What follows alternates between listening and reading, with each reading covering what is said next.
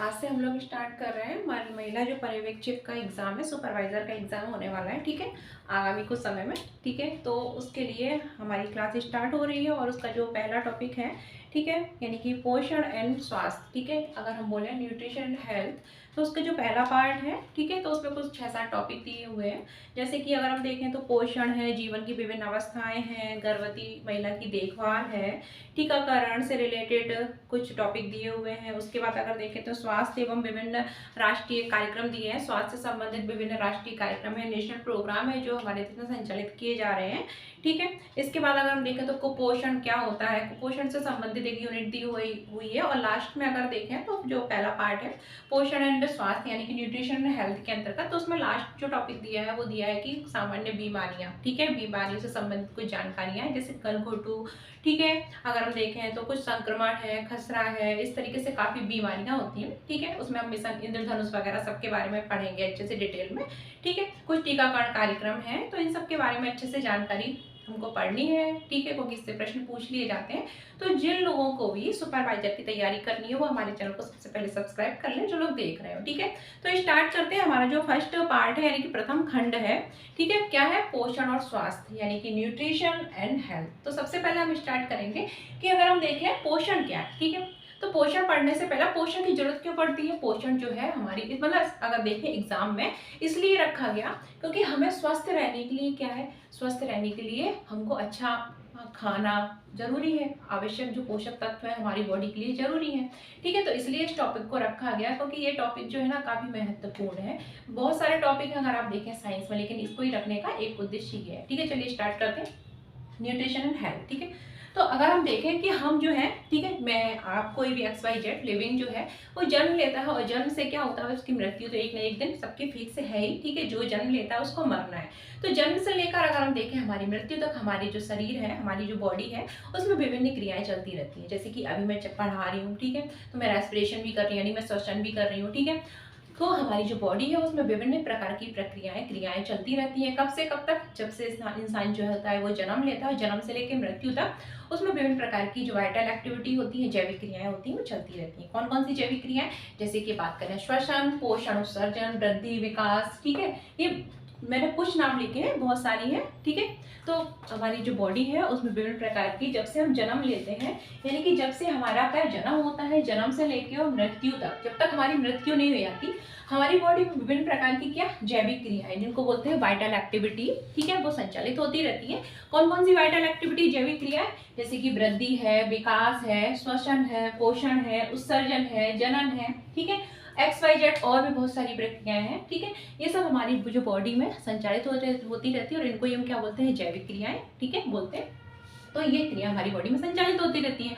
अब क्या है, इन क्रियाओं के संचालन के लिए हमको किसकी आवश्यकता पड़ती है, ऊर्जा की यानी कि एनर्जी की। ठीक है भाई, आप लोगों का कभी फास्ट होता होगा, ठीक है, होता होगा। ठीक है, तो फास्ट होता हो तो होता, जब फास्ट होगा आपका तो आप क्या है, कमजोरी महसूस करते हैं। क्यों महसूस करते हैं, क्योंकि आपकी बॉडी में ये सारी प्रक्रियाएं चल रही होती हैं, वाइटल एक्टिविटी चल रही होती हैं और आपने क्या खाना नहीं खाया होता है। ठीक है, तो आपको कमजोरी लगती है, तो इसलिए ठीक है क्या है, हमारी जो बॉडी है, ठीक है, उसमें जन्म से लेकर मृत्यु तक ये सभी क्रियाएं चलती रहती हैं और ये सभी क्रियाओं के संचालन के लिए हमको किसकी आवश्यकता पड़ती है, ऊर्जा की आवश्यकता पड़ती है। और इसलिए हम क्या करते हैं, इसलिए हम करते हैं भोजन। हम क्या करते हैं, भोजन करते हैं। ठीक है, यानी कि प्रत्येक लिविंग, यानी कि प्रत्येक लिविंग, प्रत्येक ऐसा जीव जो लिविंग है, जीव तो लिविंग है ही। ठीक है, तो प्रत्येक जो जीव है उसमें जन्म से लेकर मृत्यु तक अनेक जैविक क्रियाएं चलती रहती हैं, जैसे कि श्वसन, पोषण, उत्सर्जन, वृद्धि, विकास। ठीक है, XYZ कुछ भी, ये जो क्रियाएं चलती रहती हैं, तो इन क्रियाओं के संचालन के लिए उसको क्या आवश्यकता पड़ती है, उसको ऊर्जा की आवश्यकता पड़ती है। किसकी आवश्यकता पड़ती है, उसको ऊर्जा की। और ये ऊर्जा मिलती कहाँ से है, ये ऊर्जा मिलती है हमको भोजन से। ठीक है, हम भोजन करते हैं ना, तो आपको ऐसा लगता होगा आपको एनर्जी मिल गई। ठीक है, आप भोजन कर लेते हैं तो आपको अच्छा अच्छा फील होता है। दिन भर आपसे दिन भर काम कराया जाए, आपको कुछ खाने को नहीं दिया जाए 1-2 दिन तक, तो क्या होगा, एक दिन काम कर लेंगे, 2 दिन कर लेंगे, फिर लेट बिस्तर पे गिर जाएंगे आप। ठीक है, कुछ काम नहीं होगा। क्यों नहीं होगा, क्योंकि आपकी एनर्जी नहीं रही आप में। ठीक है, तो विभिन्न प्रकार की क्रियाओं के संचालन के लिए हमको क्या आवश्यकता पड़ती है, ऊर्जा की आवश्यकता पड़ती है। और ऊर्जा मिलती कहाँ से, हमको भोजन से मिलती है। अब भोजन को जो ग्रहण करना है, ठीक है, अब भोजन को हम ग्रहण करते हैं तो वो किसके अंतर्गत आता है, वो आता है पोषण के अंतर्गत। अब देखो, ठीक है, तो इसलिए हमारे में टॉपिक रखा गया पोषण। ठीक है, समझ गए ना कितना इंपॉर्टेंट है पोषण। ठीक है, तो क्या, जन्म से लेकर मृत्यु तक हमारी बॉडी में विभिन्न प्रकार की जैविक क्रियाएं होती हैं, संचालित होती हैं, जैसे कि वृद्धि, विकास, श्वसन, पोषण, उत्सर्जन इत्यादि। ठीक है, अब इन क्रियाओं के संचालन के लिए हमको किसकी आवश्यकता पड़ती है? ऊर्जा की। किसकी आवश्यकता पड़ती है?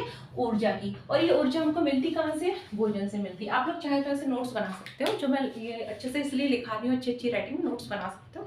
ठीक है, बहुत अच्छा, इससे बात कुछ नहीं आएगा। ठीक है, कोई बुक पढ़ने की जरूरत नहीं है। तो हमें भोजन से ऊर्जा प्राप्त होती है। ठीक है, इसलिए हम क्या करते हैं? भोजन करते हैं, ताकि हमको एनर्जी मिल सके।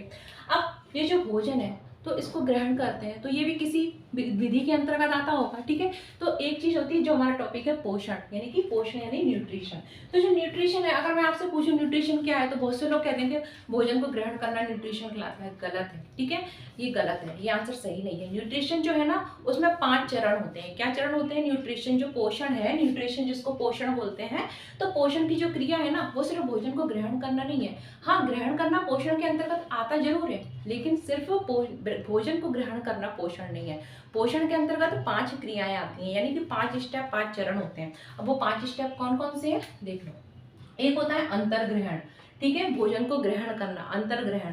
फिर क्या होता है? भोजन का पाचन। पाचन के बाद होता है अवशोषण।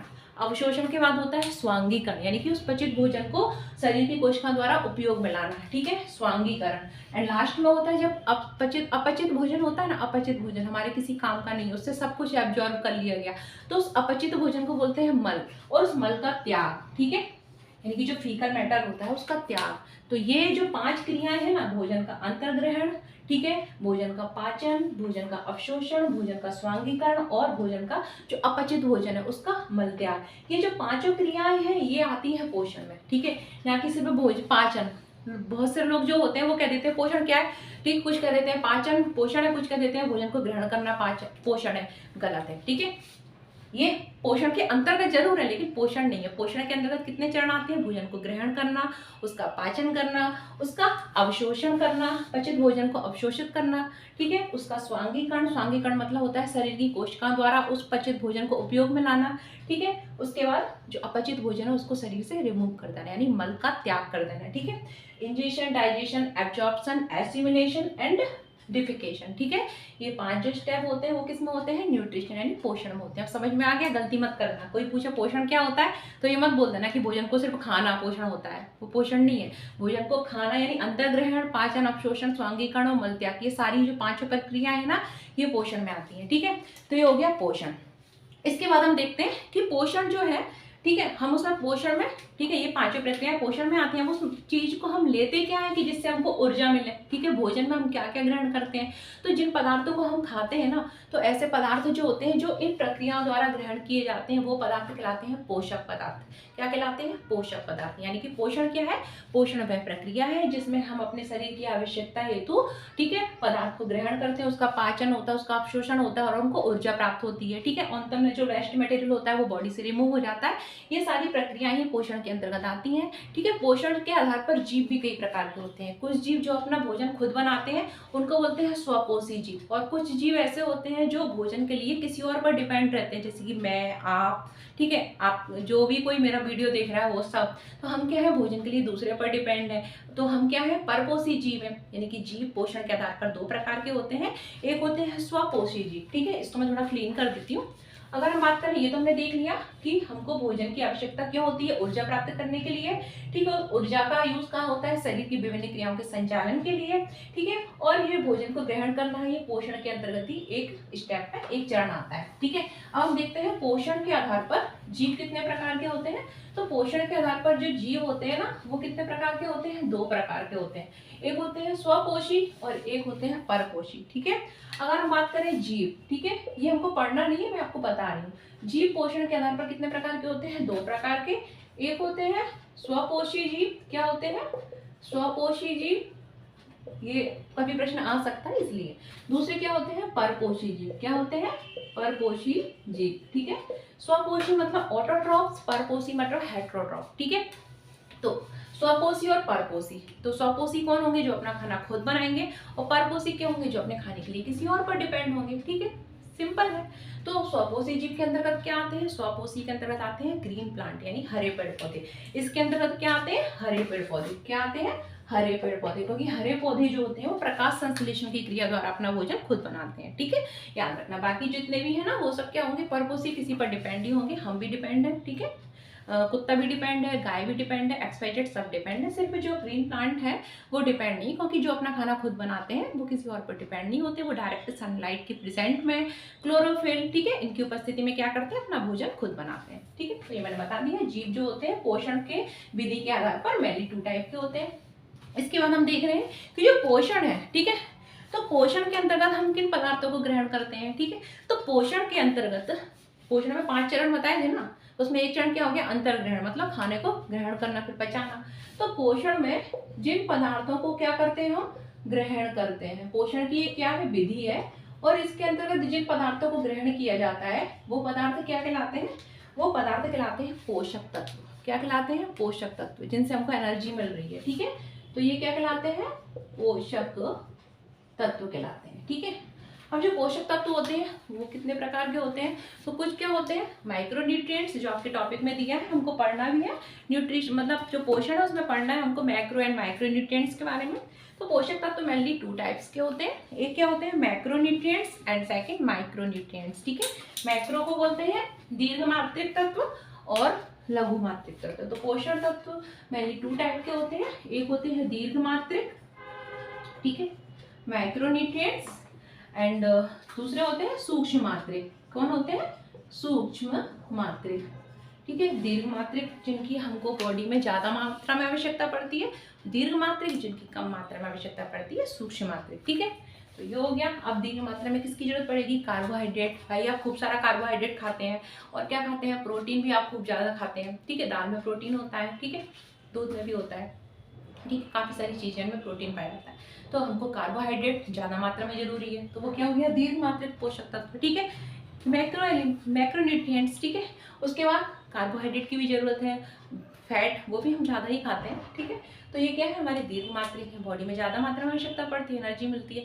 कुछ क्या होते हैं, बॉडी को कम मात्रा में जरूरी होते हैं, जैसे कि प्रोटीन है, मिनरल्स है। आप प्रोटीन 1 किलो थोड़ी ना खाते हो, 1 किलो प्रोटीन किसी ने खाया है क्या, भाई किसी ने खाया हो तो कमेंट बॉक्स में कमेंट करके बताना, किसी ने 1 किलो प्रोटीन खाया है क्या, 1 किलो नमक खाया है क्या, नहीं खाया ना। तो ये क्या होते हैं, ये होते हैं माइक्रो न्यूट्रिएंट, ठीक है, जिनको हमारी बॉडी में कम मात्रा में आवश्यकता पड़ती है, ठीक है।